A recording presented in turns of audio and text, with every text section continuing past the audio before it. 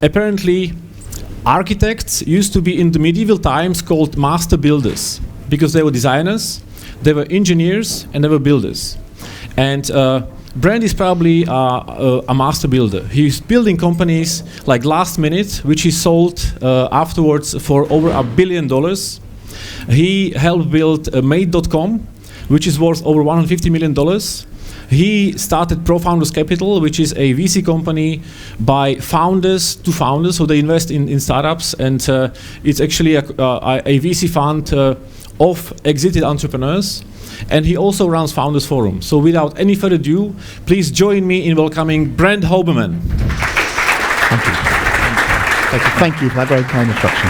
Yeah. Brent, we are so honored. Thanks for coming. Well, thank you. Brent, you are from a entrepreneurial family. It started with your grandfather, right? Yes. So what happened?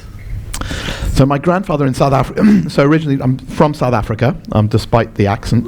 But my grandfather his uncle had one clothes shop in South Africa, and then my grandfather was asked to help his uncle run that clothes shop. And that clothes shop, he did that, and he turned that into a business called Truworths, which became 650 shops across Africa and actually in the UK as well. So that was definitely an inspiration in that. But the most important thing was that it was obvious that he just loved what he did every day. It wasn't one of these things of, God, he's made money or this, that, or other. It was just like he lived for what he did every day. So that was what I always thought, well, I'd want to do that, and working for someone else would be quite hard.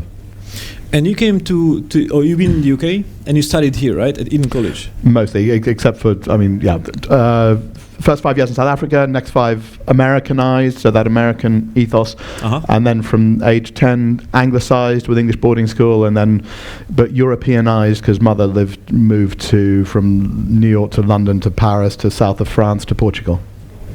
Oh wow, it's very international. Yeah. How did you start? So you finished college, you finished university, and you started working for other companies. Yes. So I got sucked into this thing, which is the milk round at university. Still, I think today, too biased towards the sort of tagline is, if you're bright, you need to work in a consultancy or a bank. So I sort of was suckered by, well, I want to think I'm bright and I want to work with bright people. So they did a good sales job on that. McKinsey did not offer me a job.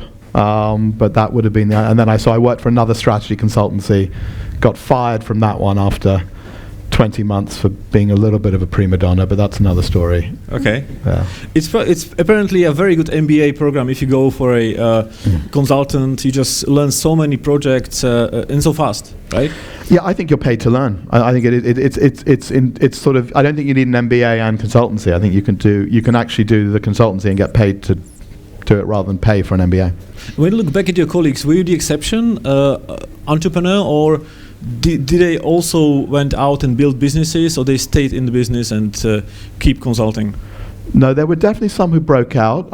Andy Skipper comes to mind. Andy Skipper was at Mars & Co. Consultancy as well, if I remember correctly. And he went later and founded Rated People. Mm-hmm. So many of you may have heard of Rated People. So that was a good example. There were certainly others, and I think the timing, probably more for Spectrum Strategy Consultants, where I went afterwards, was great because this was 20 years ago. But we were being paid to work in media and telecoms, and so obviously, if you're working consulting in media and telecoms, you were looking at the internet and understanding it ahead of other people actually. Mm-hmm. And then you had some projects within the business, consulting, and you discovered there's something on the internet. Yeah, exactly. So how did this happen? Well, one of the probably seminal projects that I don't give any credit to was a sort of web TV lookalike. So if anyone remembers way back, Microsoft had a project called Web TV, which was in 95, 96, I think, which was TV over the internet, obviously. And we had a small client who was trying to do something related in the UK, and obviously one of the revenue models was e-commerce. So it just made me think a lot about e-commerce, made me think about being an early adopter, and the fact that I love technology, I love applications of technology. I'm thinking, well, why am I not buying more on the internet was one side of the equation, and the other side was, well, just looking at e-commerce in 95, it probably was then, saying it makes so much sense that both sides of the equation are going to win, customer and supplier. But at the time, remember with dial-up and all that, it wasn't bizarrely that obvious to that many people. Mm-hmm. So you saw the opportunity, or how did you decide to start thinking about how can we bring TV on the computer screen? Or you then described in one interview that you wanted to look into shopping, online shopping, right? Yeah. And it was very much based on what I wanted as a consumer. So I just thought, literally, I do everything at the last minute was one insight, and other people must do that too. So just knowing what I would want. Then the other one was understanding unsold inventory. So I understood that because when I was at Oxford, I once or twice, this sounds terrible, I once or twice had a girlfriend, and I'd try and say, well, why don't we go to a hotel? And I would negotiate the hotel rate. I would call up on the Friday night for a room on Saturday night, and I'd say, how many suites have you got available for tomorrow night? And they'd say 4 or 5 or whatever the number was. And I'd say, great, you're not going to sell them all. Can I have one for 70% off? And 1 in 3 phone calls, it worked. Oh, wow. So that was sort of way back then. I remembered that later on thinking, well, why did I do that? And my friends weren't doing it because they were too British. So the Brits don't do that. So blagging was, and the feeling of getting an upgrade always feels good. So I just banked that in the memory and thinking that this should be done on an industrial scale. And that's where the idea for lastminute.com came years later, but I actually had the idea in '96 and put it in a shelf. I thought it was probably one of the smartest decisions of my life, or luckiest, whatever. It was '96. I realized too early. Yeah. It was because it wasn't travel overall, right? It was a subset, travel and leisure, of course, but also because I realized I didn't have any experience. So the other thing is I'd only ever managed 2 people at a time. I didn't really understand the internet, didn't know what I was doing. So I thought, but it was then that I realized I'd better go and learn about the internet. Yeah. So I then spent 8 months at 2 different jobs, 9 months, 9 months. So one was Line 1, the internet service provider owned by BT and News Corp. That was a great starting off point. Again, I'm not sure I realized how good it was, but the benefit of that was doing biz dev at a company like that meant you could ring up anyone and say, I'm working for BT and News Corp, and I was about 25 years old, and say, I'm working for BT and News Corp, will you come and meet me? And they would. Yeah. So you could learn a lot again. And then afterwards, through that, I met a guy called Tim Jackson who founded QXL, which had even more of a roller coaster ride than we did. And I was his first part of the founding team, first employee, whatever you want to call it. But stayed there only 4 months until I realized that he and I weren't going to be a marriage made in heaven, and there was more to be done. And you made something smart by negotiating an exception from the contract, right? Mm-hmm. That was, again, quite lucky. Tim Jackson liked his legal stuff, fair enough. So the non-compete was a big part of the contract. Well, not a big part, was clear. But I remember saying to him, look, I've got this domain name, lastminute.co.uk. I didn't have lastminute.com at the time, but I would like to reserve my right to go and do this. I described the idea. He thought it was a pretty rubbish idea, fair enough, so he said fine. Oh, you got lucky. Yeah. And then you go and build this company. First thing is co-founders. Mm-hmm. Did you want to do it on your own, or you wanted to, from the get-go, to get somebody on board? Well, I don't think Tim would be too upset if I said one of the lessons of seeing Tim do it, because so Tim Jackson QXL did it on his own with a lot of his own money initially. Yes. And that, I saw how stressful that was, and it wasn't fun. So I also thought it meant you take slightly less risks. So I then decided from that I was going to do it with other people's money and find a partner who I enjoyed working with. So I first asked someone called Rogan Angelini Hull. He was in banking, highly paid, didn't want to go. I then asked Martha Lane Fox, who I'd worked with at Spectrum. She didn't want to do it either. But I persuaded her. I remember having a dinner with her, and then the next day I called her up and said, look, we really have to do this. I wasn't joking. She was like, Brent, is this another one of your crazy geeky ideas, you know? But she was working at Carlton in BizDev and didn't like her boss particularly, so she was like, okay. She'd had the corner offer. offer. She said no at the beginning because she thought it's not a valuable idea or it's not credible, or... I think she wasn't yet as excited about the internet as I was in 97 or whenever it was. I think that was one part of it. Although she was doing, she wasn't a Luddite, I'm not saying that. She was doing digital business development at Carlton TV. I'm not sure, why else was she hesitant? I think she literally thought it was a bit gimmicky. So, I loved every gadget and whatever, so I think she had to get beyond the point that this was just Brent thinking about gadgets to seeing that this was actually a rather huge business opportunity. But she came around pretty quickly. So you convinced her, then she was on board, and then what happened? Did you want to bootstrap it, or you wanted to get some funding on board? Yeah, so then we, together we wrote the business plan in about I think 4 weeks, and then... How big was it? 32 pages. Oh. And we had got the benefit, as you said, from consultancy, in that we were okay at writing a business plan, actually, I think, because we were being paid to write business plans for other people. So that was one thing that was helpful. Then the other decision was definitely not to raise money from the family, because I realized that would have just had them calling me up all the time and putting more pressure, and there was enough pressure anyway without it being family money. So we sent the plan to 20 people who we tangentially knew, not people we were close to. It wasn't really a network. It wasn't like it was exploiting contacts of family or whatever. It was just people we'd met. And of those 20, 10 agreed to meet us, and of those, 5 agreed to invest. And there's a funny story how you wanted to call one company, ended up calling another one, and they ended up investing, right? Yes. No, that was really fun. That shows the benefits of when directory inquiries don't work. Remember directory inquiries when you used to actually ring and phone number and ask for a phone number?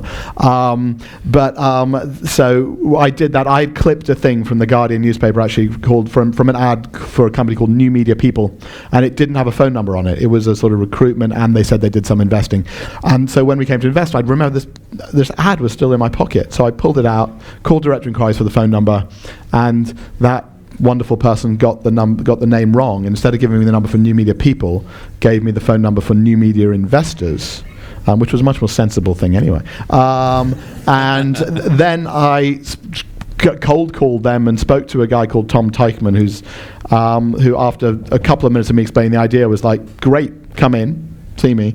And then after 5 minutes when Martha and I were pitching, he's like, I'm in, I'll help you do this round. Whereas we'd been talking to some other investors who were overly analytical. And I think there's this thing, many of you as startup entrepreneurs will know this feeling of frustration when you find a super bright Harvard MBA or something quizzing you about your business plan and asking you about the assumptions in year 3. And you're like, I made them up. I mean, nobody knows what's going to happen in year 3. Yeah. But the question is, do I have a logical explanation? Have I got some good logic and some smarts to realize it? And I think the thing was that I think why Tom thought he should do it was probably more our salesmanship and enthusiasm. So he could just see we were passionate and excited about it. And I think he was probably, maybe without consciously thinking of it, using the 11th hire rule of venture capital, which is, what's the 11th hire of these people going to be like? Because that's the layer below. Are they going to get good people below them who are going to be hire great people below them? And I think that's something that somehow we did manage to do. I mean, one of I talk about it a bit, but our 4th employee, a guy called Pete Flint, is a sort of genius. Got the top physics degree from Oxford, and left us to do Stanford, and then founded Trulia and sold that for $3.5 billion recently. Oh wow! Yeah. And so you raised $1 million. How did you progress from that? How did you spend the money? And so we raised $1 million. We made it £600,000. We made a few mistakes right early on. So one of them was we only thought we needed £500,000. Mm-hmm.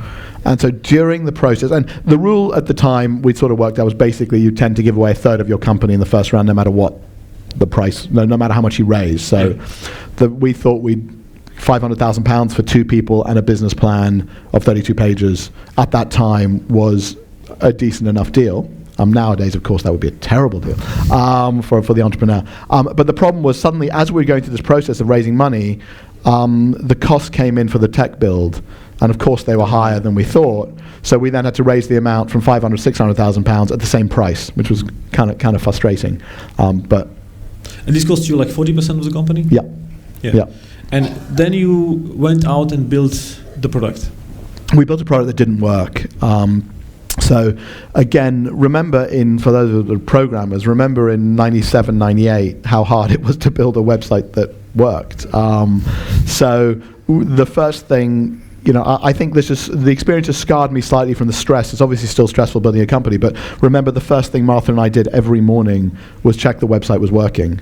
I was the chief QA tester, and it was very hard to scale it at that time. We did get a lot of enthusiasm as we launched, but the site was broken a lot and was late.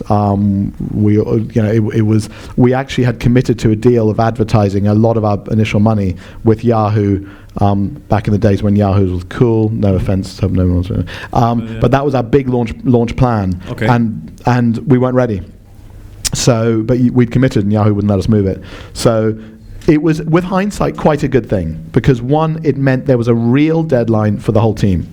And deadlines are incredibly motivating and powerful. The chaos of a deadline is a wonderful thing. But then what we did do is then we just launched a teaser campaign. So it was a 2-week run on Yahoo. The first week, because we weren't ready, was just a teaser. So we just said, something amazing is coming here. Give us your email, and we'll tell you about it. The reveal will be in a week later. And so we got, I can't remember, tons of emails. And so it still worked. And it meant that the dev team was working hard. Okay, so you fine-tuning the product, and what are the biggest mistakes you made at the beginning? At the beginning, well, I guess it was, probably, hopefully, they're not listening, but I guess it was probably the people we asked to build the site. We did have our own CTO, so I think that's important to manage the outsource, but we didn't hire the whole team, and we outsourced it. So I think we were a bit disappointed, but then to be fair, I don't know back then who else would have been better. I think it was the fact that and we were also up against, the challenge of what we were doing is we were up against huge American companies, and this is a challenge for many people here, is that if you've launched in America, you can amortize your tech costs across America. If you've just got one small market, which the UK was at the time, you sort of need to move very fast to build a big enough revenue base to compete on the tech spend. Mm-hmm. And for the money raised, what is the objective? How do you want to spend it? So building the product? Yeah. Product, marketing team, supply relations was a big part of it. Then there was a manual element. So again, getting ahead of the curve, knowing where the puck's going to be, as it were. So knowing that it doesn't matter if you're manually keying in faxes or data, you haven't got an EDI link or an API link to the airlines or whatever. If you do that manually because you know where it's going and you can afford to the infrastructure. So we got critiqued a lot by our critics saying, well, there's just lots of people typing in data or whatever. We're like, yeah, because there's no other way of doing it, and we can raise money to do it, and we know over time this will be scalable and automated, but we're early. Yes. And then you were kind of trying to fine-tune the product. When did you see it's finally starting to work? Well, I think one of the key moments was, the first test case was if you can describe it to a friend very quickly and they say they want it, that's a good thing. Then the next thing was Martha and I wrote an email to the probably just 2,000 people in our combined address books and the address books of the team, and about the launch and about what the product, the service we were going to offer. And that email got sent round whole offices a lot. So it kept coming back to us, people, friends of ours saying, we've seen this email 3 times because everybody's sending it. So that was one of the most exciting moments when we knew we had a service people wanted. And then it was building up to the big thing was the IPO, right? So how much time did it take you to build the company all the way to the IPO, and why did you decide to go public? Yeah, you see, I don't think the IPO was the big thing, but yes, I'm going to talk about the IPO. So the IPO was 18 months after launch. Oh, wow. So October 98 was launch, March 2000, the day the markets peaked. NASDAQ has not recovered until I think yesterday. To that high, literally. I think it was the FT article yesterday. So Nasdaq 5,000 was when we IPO'd. We actually IPO'd the day the market peaked, etc. 18 months later, how many people did you employ?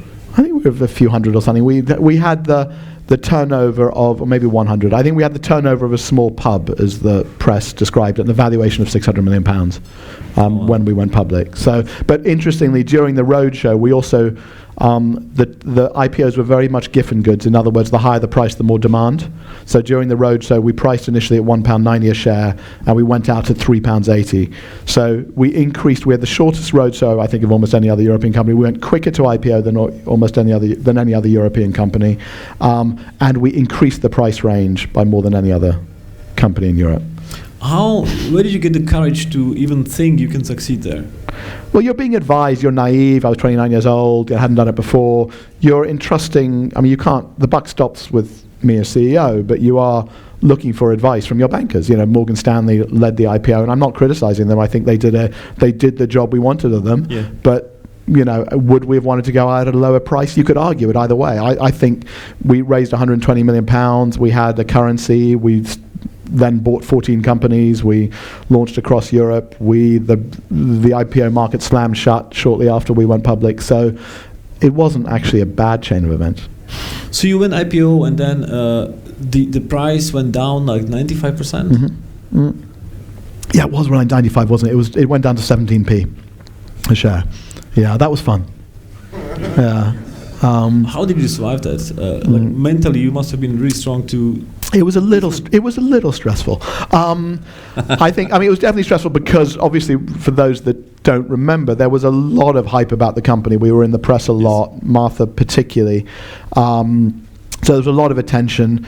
We weren't claiming we were rocket scientists, but some people before the IPO, it was sort of like the same journalists would write, "This is the most amazing thing ever. This is just going to revolutionize the world." Then, as soon as the company was worth whatever it was at IPO, the same journalist was like, "This is a terrible thing. These are charlatans. These are crooks." I remember Michael O'Leary actually was funny from Ryanair. We were both doing IPO roadshows, I think, at the same time, or he was doing his results, and I bumped into him at one of these banks, and Michael O'Leary, CEO of Ryanair, goes up to me in an inimitable way and says, "Brent, you thief."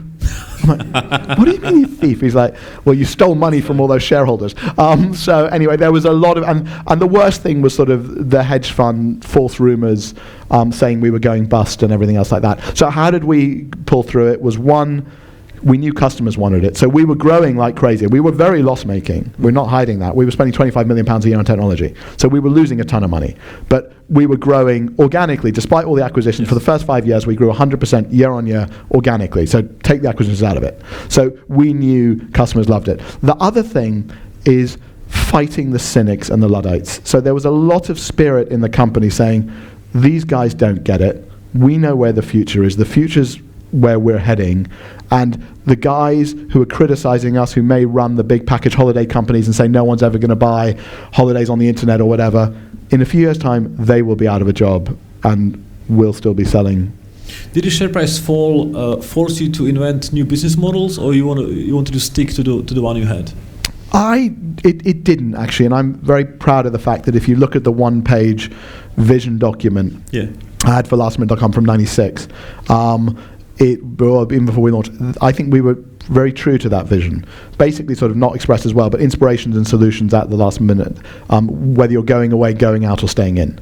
So it was that full breadth. So that gave us, I remember being slightly stung recently of some article somebody wrote, lastminute.com wasn't original at all, it was just a copy, and that really bugs me because that's just ignorance. It was definitely not a copy of Expedia or anything else. It was highly differentiated in that it was everything you can do at the last minute. Yeah. And in the end, the pity of what's happened with history is that, because we sold it 10 years ago, is that this is the perfect business for the mobile device, location-based, time serial, et cetera, We were doing location-based deals on mobile in 2000. And Orange actually invested. Yeah. Because they saw the potential. But suddenly lastminute.com only had a mobile app, I think, a year ago, which was kind of shocking. And then despite this, you sold the company. You stayed. You pulled through for the next 5 years. You stayed till 2005. Yeah. And sold the company to Travelocity for over $1 billion. Yeah. When you now look back at what Last Minute is, how is your vision different from what you wanted it to be? Yeah, no, that's a gift of a question. In that, what I wanted it to be, what I talked about in those days in 2000, was that it should be a seamless experience. The internet would succeed when you didn't know you were on the internet. Yes. Which is, I think, where we are today, right? I said that with lastminute.com, it should be about personalization. We should be better at personalizing and understanding your leisure time, because we were knowing which restaurants you were booking, which theaters, which hotels, etc., etc. That full range meant we'd know you and understand you better than anyone else. And then, as I said, the time critical nature of being able to offer the right deal to the right customer at the right time would mean that this was a service that was used all the time. So that was the vision. There are other bits of it that are interesting. Like, we bought a company in, I think, 2001 called Urban Bite, yes, which is quite funny, as history says, because Urban Bite was restaurant food delivery. My chairman almost fired me because he's like, why do you think people would book restaurant? Isn't that crazy for you to do restaurant food delivery and no one will ever do it? And I was like, I think it should be all right. Now that business was acquired by the much more focused, and well done them, Just Eat, which is now worth, I don't know, what, £2 billion or something? 3.5, yeah. Is it three? Yeah. $3.5 billion. £3.5 billion. Yeah. Dollars. Dollars, We yeah. had David here in February. Yeah. So it's amazing, being too early. I'm not saying we would have been able to do that. I mean, there is an argument about how many sectors and focus and how much stuff we could have done. But it is interesting. The vision was that we should have owned that space and all these spaces of everything you could do. Do you think you can stretch the brand of last minute to other spaces, like Virgin succeeded to stretch the brand into different niches? It's not as good a brand to go across everything. I mean, I think there is a way of taking, we often talked about things like Carphone Warehouse being nothing to do with car phones or warehouses. So there is a way of brand stretch, but I think it probably couldn't have gone beyond leisure, Yes.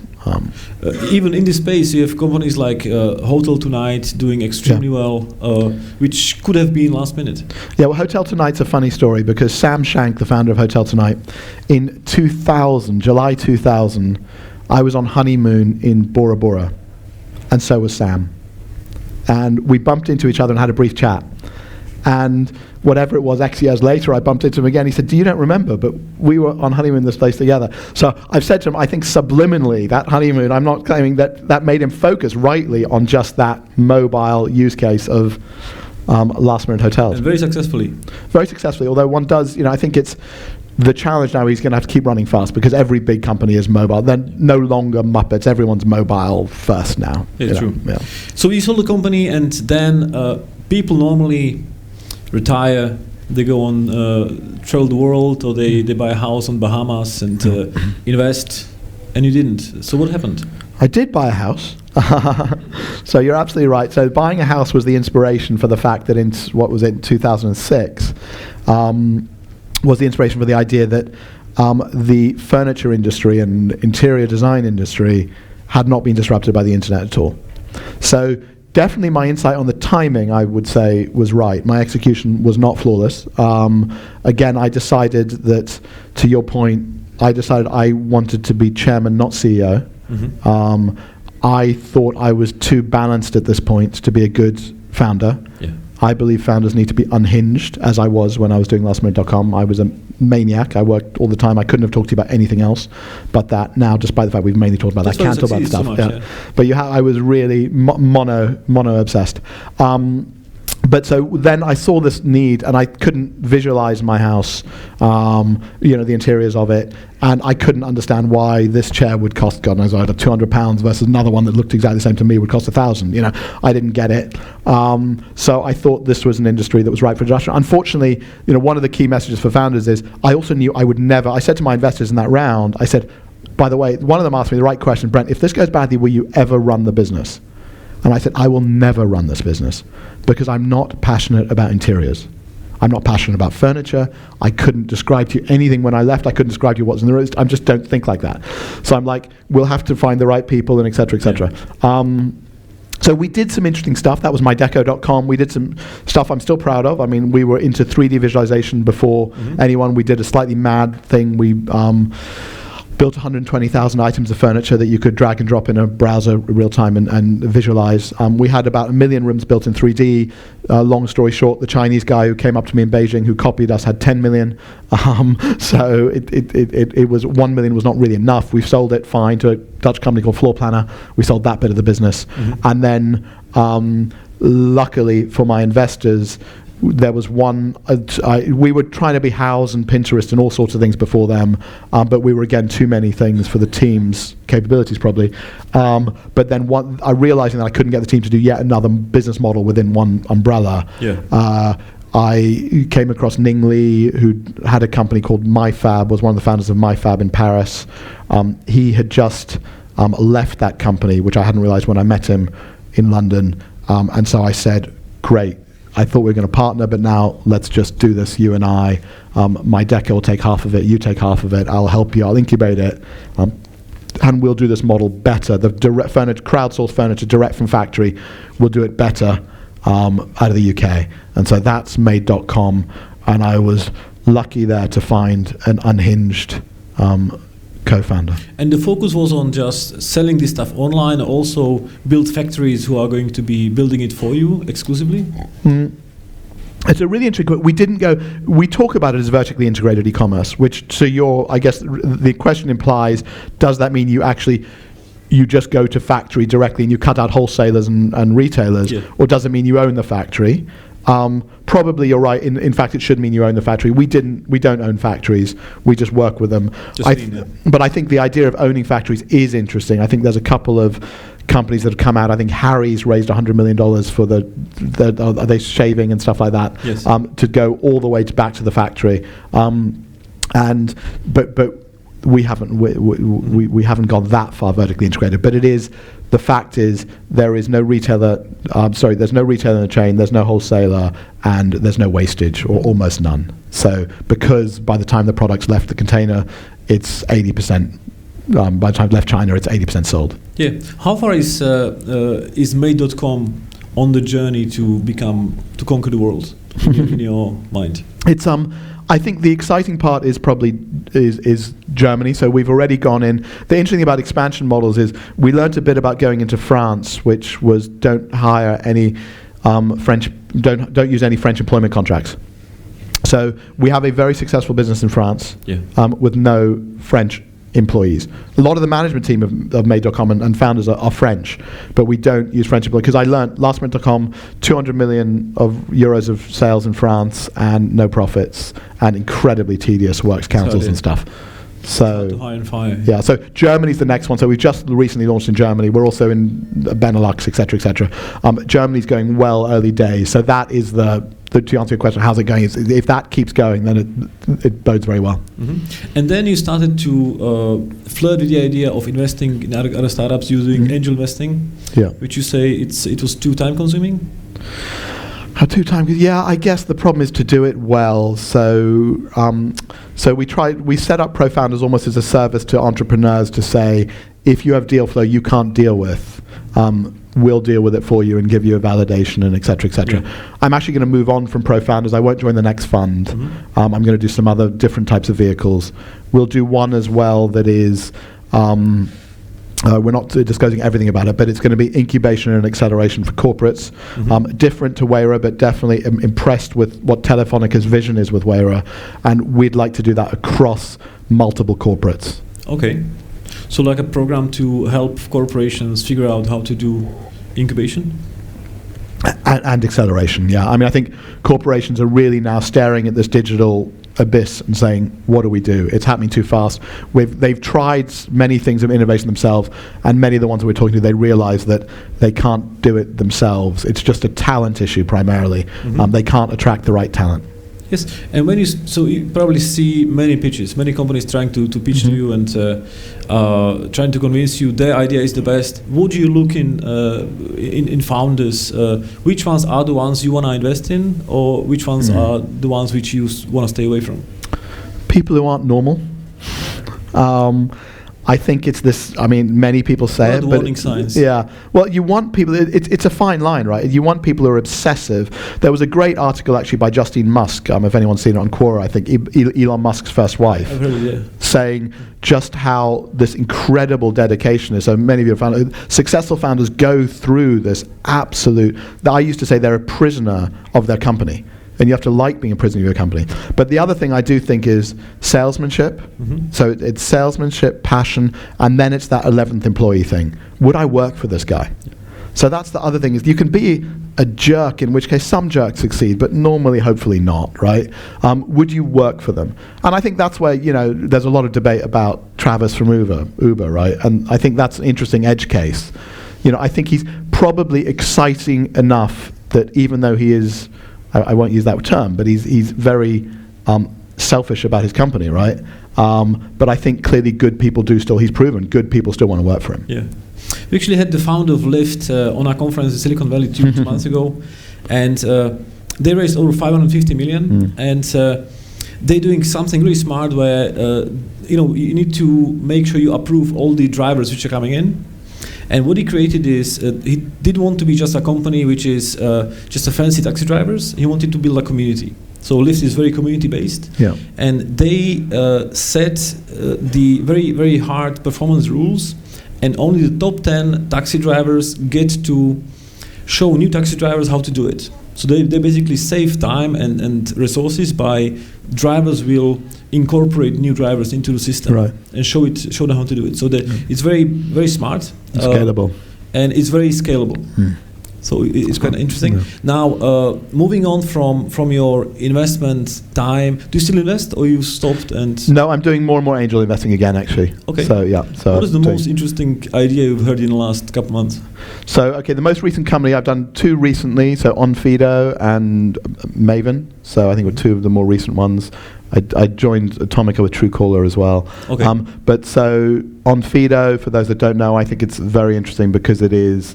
It's about trust in the sharing economy and how do you trust people. So, for example, how do you trust your Uber driver, all that sort of stuff. So Onfido is a young British company doing that. Another one I'm looking at quite carefully is contextual-based artificial intelligence.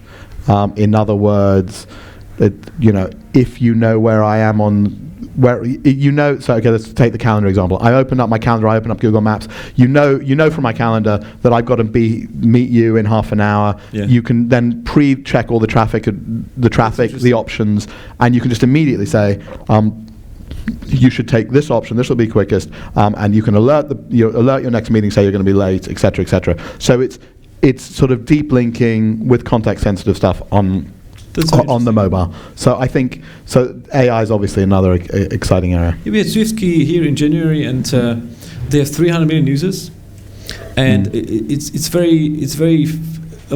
amazing how smart they are in algorithms, but it's also hard to stay away from Google and Apple, who are catching up with them, because it's again where you just play hide and seek. Yeah.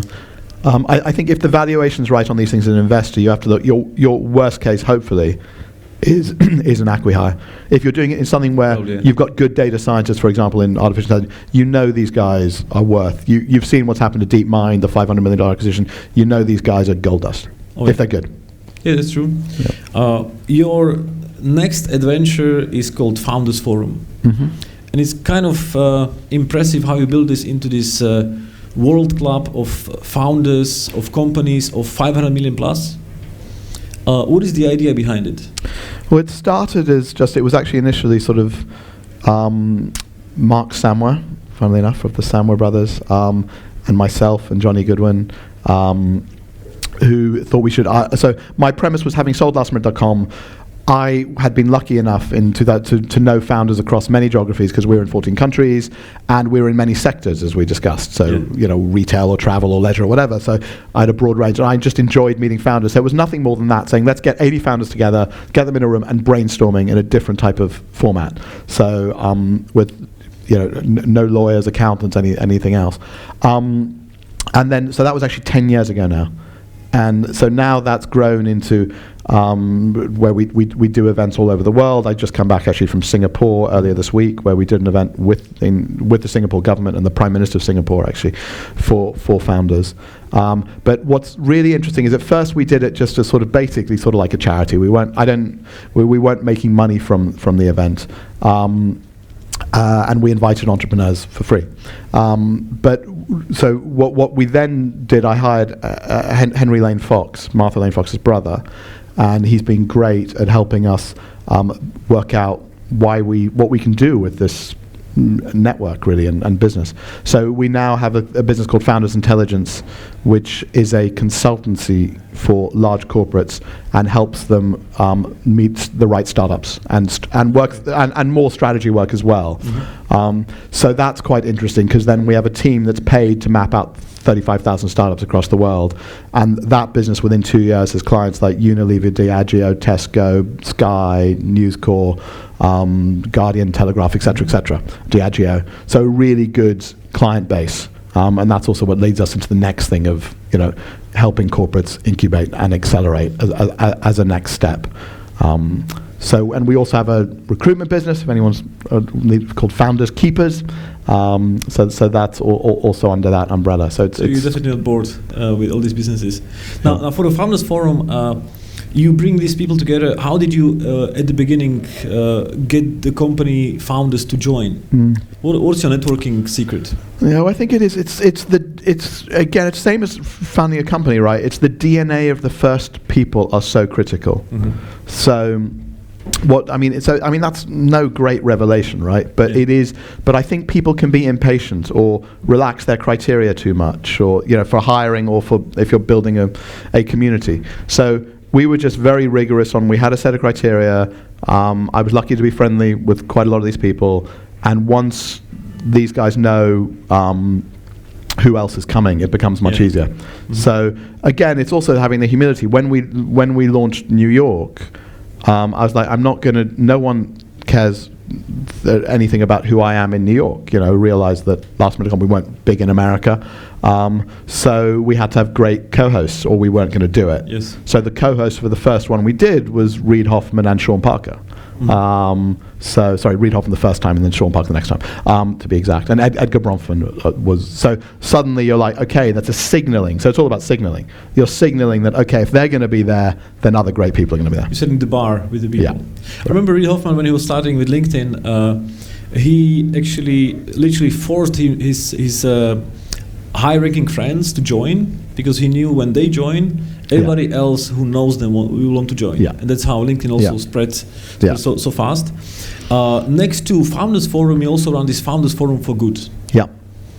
So that's been interesting, because we've been trying to work out exactly what the right model is and how to have enough impact.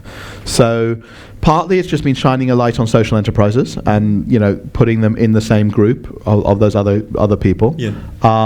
Then what we've now working out more is a founders giving pledge. So that is the founders signing up to say, look, we're going to help them. It will really help your business, but you, on exit, you'll sell 2% of your stake. Okay.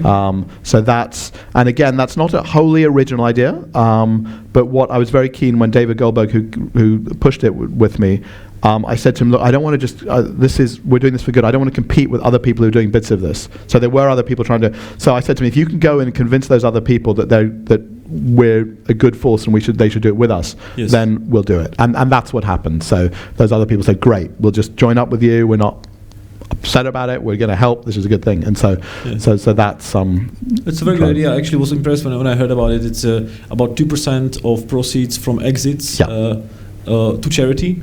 Which is quite amazing, so well done for that.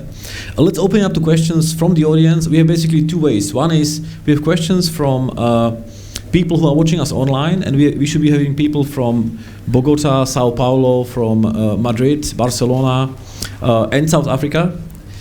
So hi to the guys online watching us here. They can ask questions on the screens which you can see behind us. The hashtag is StartupGrind.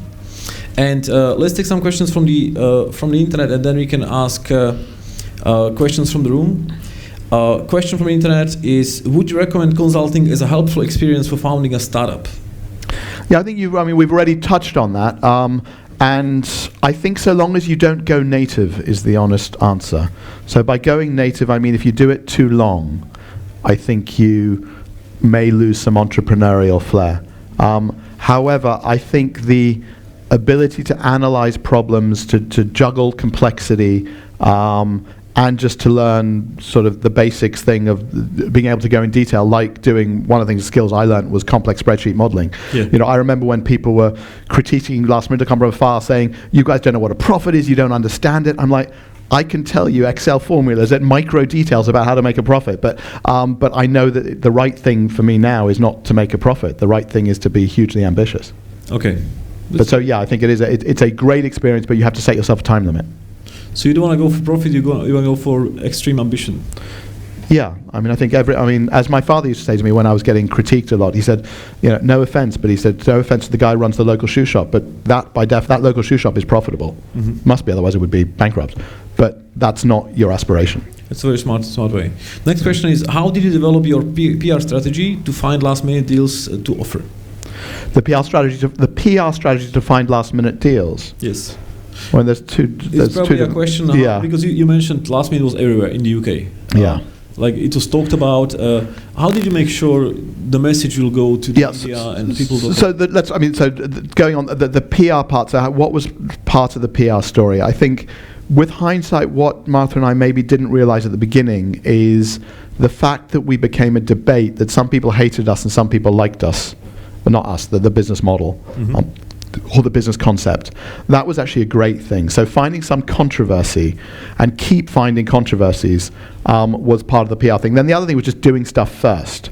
Like whether it was auctioning Onassis's boat for $1 million, which no one actually did, of course, buy it. But it was just for a week on it, I think it was something like that. But the fact is, it got a double-page spread in the Express. So just finding ways of doing that, and then even on advertising, slightly different, related point, but trying to find different contexts to advertise, be the first to do stuff. I'm very proud of the relationship we had with British Airports Authority at Heathrow, where we would have a deal where if we innovated on an ad type format, we could have it free for a year. So, for example, the sliding doors at Heathrow, people thought we were the main sponsor. We got it free for a year because we were the first people to do them. And there were big brands spending like tens of millions. And exit surveys thought lastminute.com was the sponsor of Heathrow Airport. Oh, wow. That's interesting. Now, next question is, what do you consider to be the most important piece of advice which you have been given at an early stage of your business? Well, one of the pieces, it wasn't that early, but I think one of the early pieces of advice which I could have paid more attention to, it's a longer story, is keep each of your board members up to speed. Build a very strong relationship with all of them. So I think that was one important thing. You mean like town halls or one-to-ones? One-to-ones.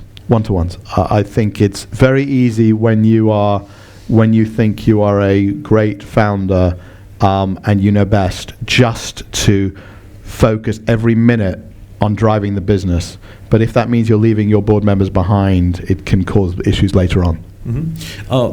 You mentioning boards, and you are on the board of The Guardian, of Shazam, of TalkTalk, and a couple other businesses.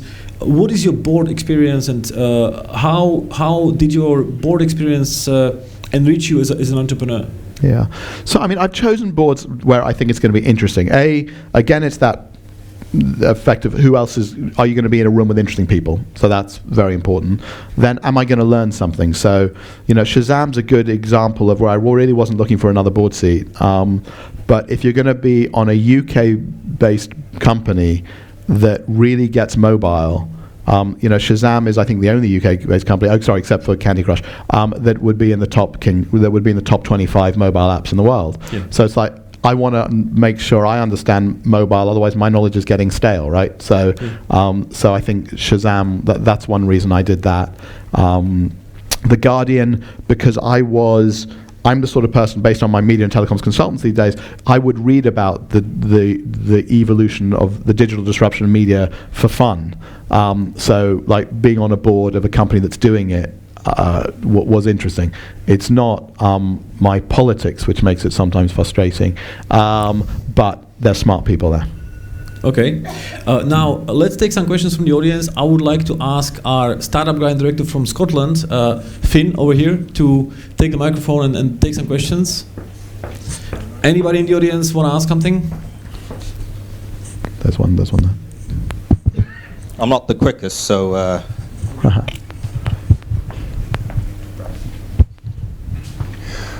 You talked right at the start about how you were dependent on manual data entry early on in the life of lastminute.com. How did it take you to move away from that? How long were you dependent on that sort of manual element?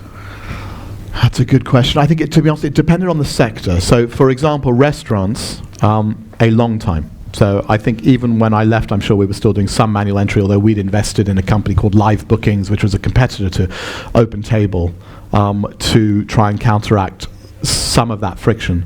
But if you're talking about the airlines, pretty quickly we moved away from it, because airlines do have, obviously, they are data-intensive businesses and sophisticated. And hotel connectivity, we spent a lot of time building hotel connectivity, extranets and all that sort of stuff. So, but it was several years of a lot of people working on. I mean, at the beginning, Martha and I did data entry ourselves. So in the early days, how did you, when buying the internet traffic was really difficult, how did you validate your, when it was really difficult to build the website, how would you validate your business model, or how would you validate the demand? And secondly, how do you think that, situation today in terms of having cloud services, and back then it was really difficult to build a website, how easy do you think it is to do business today? So yeah, so the first part of the question about how did you validate your business? So validate the business. I mean, well, many people say we didn't validate for a long time, but I mean, how did we get? You're right. The problem of any marketplace, two-sided marketplace, is balancing supply and demand. So that was the really hard part. The lucky point is we weren't taking inventory risk. So one part is it didn't matter if the inventory was still unsold. But the key thing is, how did we then get demand? And it's through some of the things I've alluded to. I mean, I think back then, email newsletters worked, right? I think that's questionable now a bit, but so back then that was one really obvious thing, was just building up that newsletter when newsletter response rates were better. Again, unfortunately, we didn't invent the other logical business model we should have invented based on that is Groupon, because we were doing spas and all that sort of stuff, but we didn't have the hyper-local element. But we did have that. We had 10 million people on our newsletter lists pretty early on in the 2000s. So that was so we built up that big asset to repeat customers. The other thing, I guess obviously we were doing, back in the day, it was even banner ads, right? This was pre-Google, some of this, pretty much. So, but back in the day, some of those things worked better than others. But I think it was, the biggest thing I'd say was successful was trying to break the rules of marketing.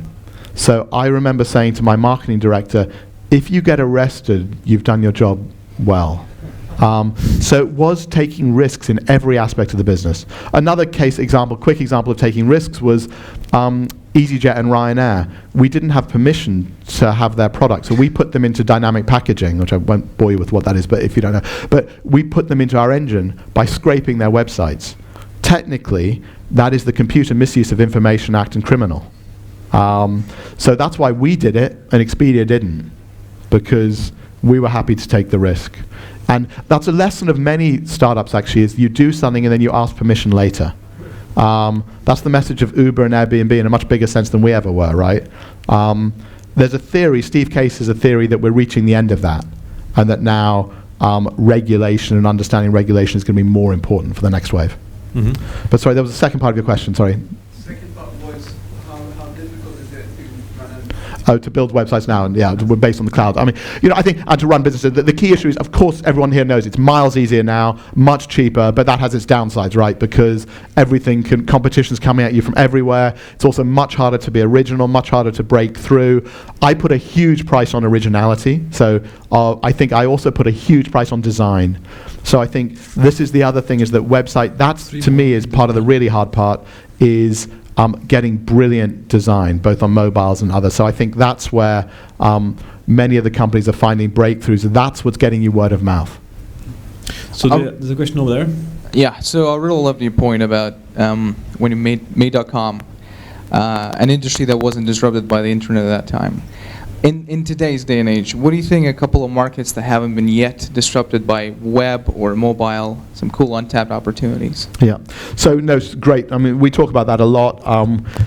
Many of them are well known to you. I think we're going to be doing a lot more in education technology. So I think EdTech, obviously there are a few billion-dollar companies. I tweeted it the other day that weirdly, of the 10 top most valuable EdTech companies, none of them are from the UK.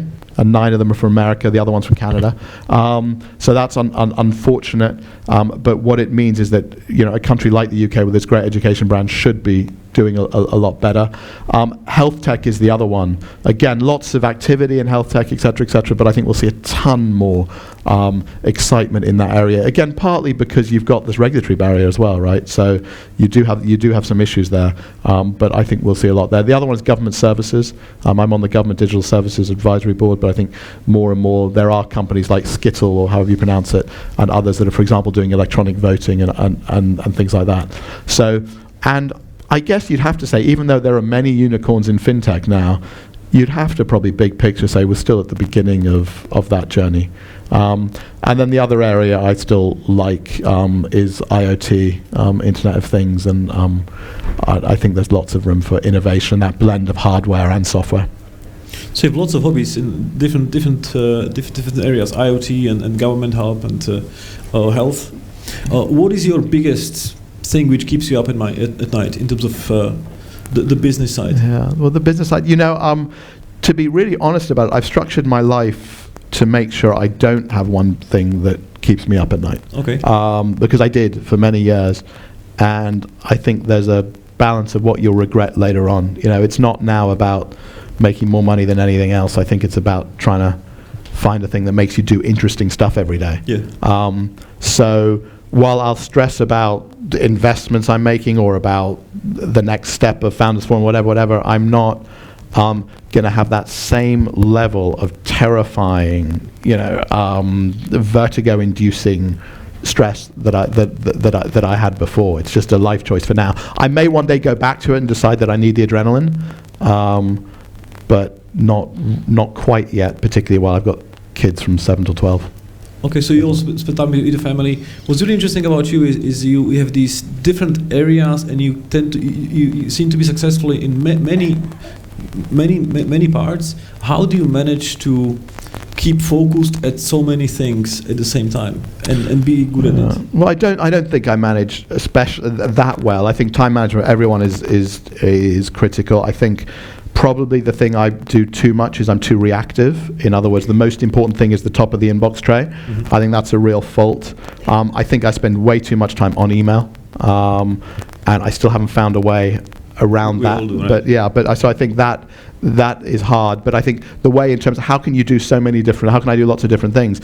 And it's just about the cliche again, it's just having great people you work with, and just when you find those people, it's very rewarding, and if those people like working with each other, it's even better. So there's a team behind you who helps you. Yeah, great. Yeah, get it rolling. Now, in terms of, I think the key thing about that as well is that part of it, maybe what one of the initial CTOs of lastminute.com wrote at the very beginning, he still wrote, despite what I've said about not being super stressed, he still wrote that one of the things about talking to me about the business was that you could see how much I cared. Mm-hmm.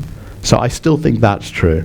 So you keep your intensity as well? Yeah, I think people still know I do really still care how they do it, even if, being chairman of most things, not CEO, I'm not the last one to turn the lights off. Okay. Mentorship is the next big thing. Do you mentor startups? Do you mentor people? Yes, absolutely. I'm also, as well as being an angel investor and all these other stuff, I'm also on about 10 plus advisory boards, which is sort of the way I try and do it. Mm-hmm. So I'll go on an advisory board and help. We're also trying to work out a bit more on the mentoring thing with SmartUp, which many of you guys here I think have heard about, which is a business we're incubating and I'm chairing, which is a game to learn how to be an entrepreneur. Mm-hmm.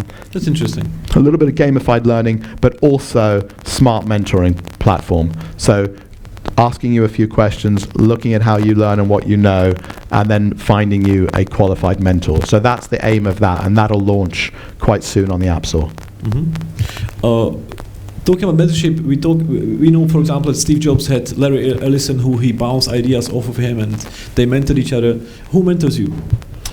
Yeah, that's a good question. I mean, clearly my father's someone I talk to, but he still does he's in a different world. He, funnily enough, has for 30 years or something. He's in business, so what he does is he invests pension fund money in venture capital funds. So there is some relation, but obviously it's 1 degree away from the actual granularity. So you discuss your business decisions we define. I used to talk to him a lot in the lastminute.com days, particularly. Absolutely. Cool. And then I think otherwise there were specific board members.